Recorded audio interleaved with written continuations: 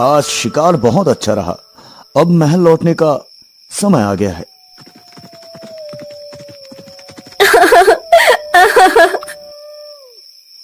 ये आवाज कहां से आ रही है? चलो देखते हैं।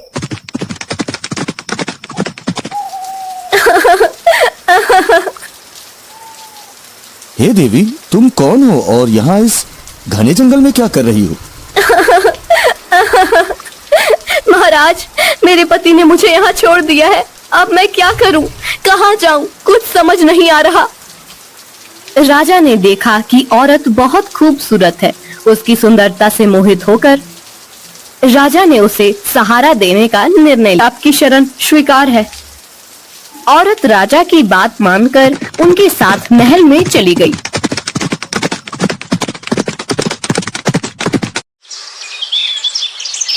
दोनों ने शादी कर ली।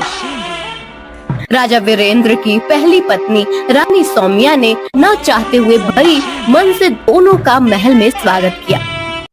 जी महाराज, आप कह रहे हैं तो हम मान लेते हैं।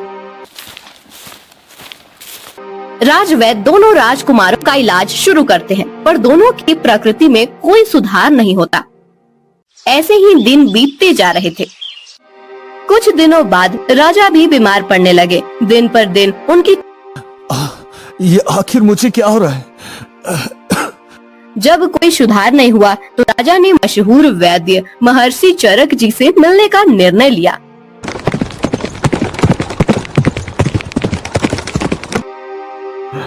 महर्षि जी, मैं बहुत बीमार हूँ। जब से मैंने नई शादी की है, तब से मेरी तबीयत बिगड़ती जा रही है। महाराज, क्या आप बता सकते हैं कि वो औरत आपको कहाँ मिली थी? महर्षि, वो मुझे जंगल में मिली थी जब मैं शिकार से लौट रहा था। महाराज, वो औरत नहीं, इच्छाधारी नागिन है। नागिन, उसके जहर के कारण ही आप बीमार हो रहे हैं महाराज। मुझे विश्वास नहीं हो रहा कि मेरी नई रानी नागिन है।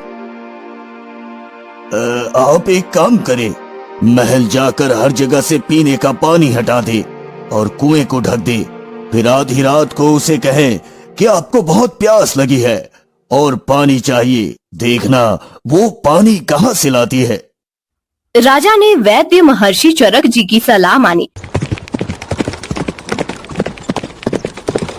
और महल में सभी पानी के बर्तन खाली करवा दिए और कुएं को ढकवा दिया।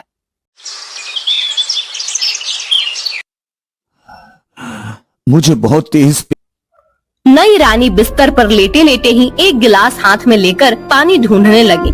उसने अपना हाथ बिस्तर से लंबा करके पूरे महल में पानी ढूंढा, लेकिन कहीं भी पानी नहीं मिला। फिर उसने अपना हाथ कुएं की तरफ बढ़ाया, लेकिन वहाँ भी पानी नहीं मिला। अंत में उसने अपना हाथ बहुत दूर नदी की तरफ बढ़ाया और वहाँ से पानी लेकर राजा को दे दिया। हाँ? ये औरत तो सचमुच नागिन है। बिस्तर से उठे बिना नदी से पानी ले आई।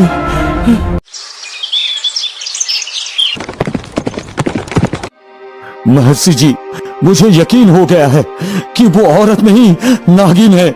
मुझे उससे बचाइए महर्षि जी, मुझे उससे बचाइए। महाराज, आज आप अपनी पहली पत्नी रानी सौम्या से कहे कि चलो समुद्र देखने चलते हैं। जब आप ऐसा कहेंगे तो नई रानी भी साथ चलने का जिद करेगी। फिर आप उसे भी साथ लीजिए। आगे का काम मैं देख लूंगा। राजा ने महर्षि चरक जी की बात मानी और महल लौटकर अपनी पहली रानी सौम्या से कहा, रानी सौम्या, चलो समुद्र देखने चलते हैं। मुझे भी समुद्र देखना है। हाँ ठीक है भाई, तुम भी चलो। अगले दिन सब समुद्र के पास पहुँचे। महर्षि चरक जी भी साथ में आए। सब लोग नाव में सवार होकर समुद्र में घूमने लगे।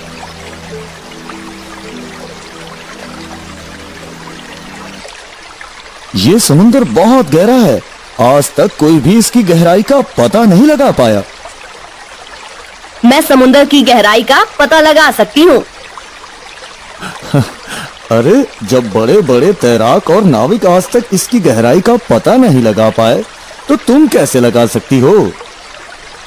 ठीक है, मैं समुंदर में कूदने जा रही हूँ। जब मैं तल तक पहुँच जाऊंगी तो अपना हाथ हिलाऊंगी, तब आप लोग समझ जाना कि समुंदर कितना गहरा है। अच्छा ठीक है, करके दिखाओ। नई रानी समुंदर में कूद गई। उसके कूदते ही महर्षि चरक जी ने नाव को तट की तरफ भगाने का आदेश दिया। महाराज जल्दी से नाव को तट की तरफ ले चलिए, जल्दी करिए महाराज। और एक किस्म की दवा पानी में फेंकने लगे। नागिन ने जब समुद्र तल तक पहुंचकर हाथ हिलाया तो वह महर्षि चरक जी की दवा से पत्थर बन गई और वहीं जम गई। महर्षि आपने मेरी जान बचाई, इसके लिए मैं आपका हमेशा ऋणी रहूंगा महर्षि, हमेशा आभारी रहूंगा।